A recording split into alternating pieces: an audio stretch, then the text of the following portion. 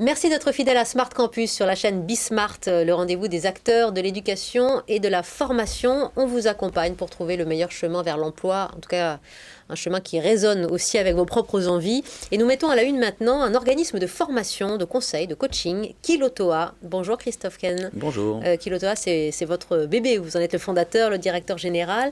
Pourquoi ce nom de volcan équatorien à votre école ? Oh, c'est un peu un concours de circonstances en fait qui a fait qu'on s'appelle comme ça. J'ai d'abord créé la société avec un comédien, important de le rappeler, Jean-Marie Richier, qui maintenant a pris sa retraite. Et quand on a créé la société, on cherchait un nom un peu original.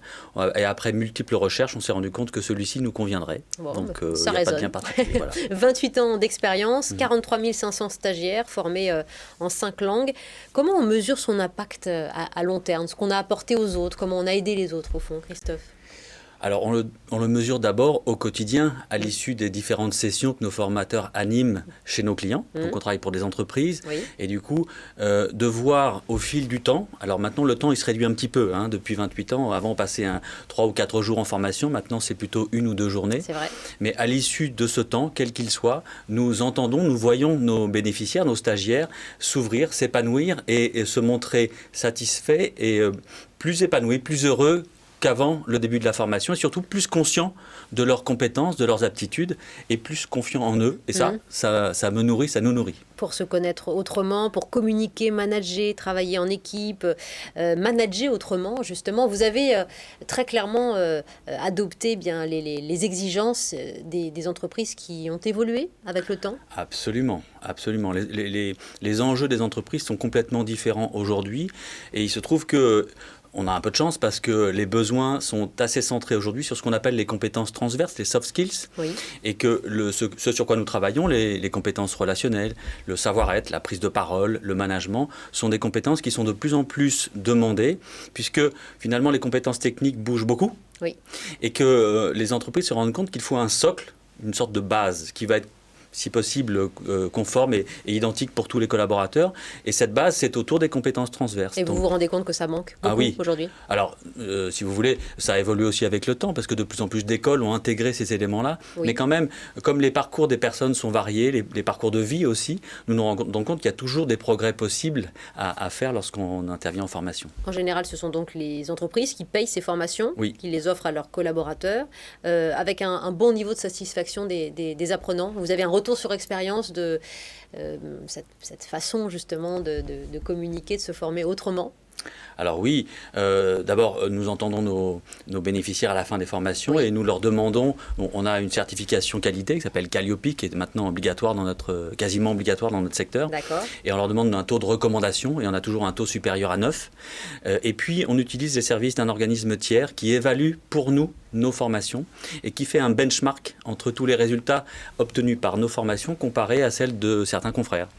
Et on apparaît toujours mieux noté que la majorité de nos confrères. Très bien, voilà ce qui fait la différence. Aussi, vous parliez de votre ami comédien qui vous a aidé à fonder cette entreprise.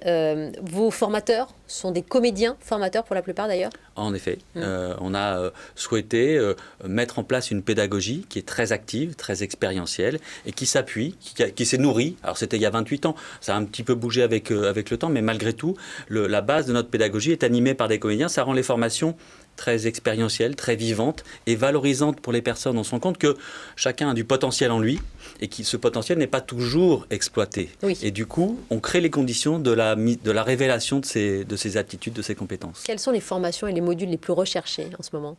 Ça va dépendre un petit peu des secteurs. Disons que ces dernières années, on a surtout vu une demande importante dans le monde de la distribution pour travailler sur la relation client.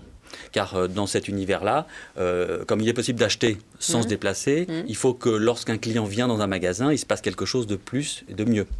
Donc ça, c'est un aspect important. Et puis sinon, dans les entreprises qui ne sont pas forcément dans le monde du retail, tout ce qui concerne le fait de se donner du feedback lorsqu'on est au travail. On n'est pas dans une culture où on se donne du retour au travail au quotidien. Et pourtant, ça peut nous faire grandir que d'accepter d'entendre des autres comment on a fait bien ou moins bien certaines de nos tâches. Des formations, Christophe, que vous prodiguez à la fois en présentiel, mais aussi avec une part de distanciel, qui permet un e-learning aussi, qui est une autre approche de conseil. Bah oui, on a dû s'adapter Voilà. un peu par la force des choses avec les confinements. Mais vous avez conservé une Absolument. dose, hein. Nous nous sommes rendus compte, et nos clients continuent de trouver intéressant de mixer les modalités pédagogiques, de faire du temps en présence avec les formateurs, à distance aussi. Et puis maintenant, nous venons de créer notre propre plateforme de e-learning. De e-learning, absolument. Les entreprises font appel à vous et à Kilotoa, Christophe Ken. Vous leur suggérez aussi, vous qui les accompagnez en identifiant justement où les manquements ou les faiblesses, vous les accompagnez, vous leur suggérez des formations à l'avenir. Ça se fait dans les deux sens? Oui, il arrive assez souvent que l'on commence par les aider à identifier en fonction des postes et des conditions de travail, quelles sont les compétences qu'il va falloir privilégier. Parce qu'il n'est pas possible de tout développer en même temps. Donc souvent, on les aide à identifier au départ et puis ensuite mettre en place les formations. Et en fonction de ce qui se passe, en fonction de ce que nous entendons sur le terrain, proposer, recommander des actions complémentaires pour continuer d'avancer. Parce que tout ne se fait pas en un claquement de doigts, pour les compétences transverses. Il faut un peu de temps. Et le temps humain n'est pas le même que le temps machine. Bien sûr. Important de souligner, je le disais en préambule, que vous formez en plusieurs langues. Oui. Ça, vous y tenez, évidemment. On est dans ce monde ouvert, international, c'est-à-dire les langues, on les choisit, on peut faire des modules bilingues, trilingues. Oui, la majorité des formations, on les anime en français et en anglais. Et puis on a eu quelques actions qui ont été faites en espagnol, parce qu'on a été intervenu en Amérique latine, au Mexique, pour un de nos clients. Mais on a la capacité d'intervenir en italien aussi.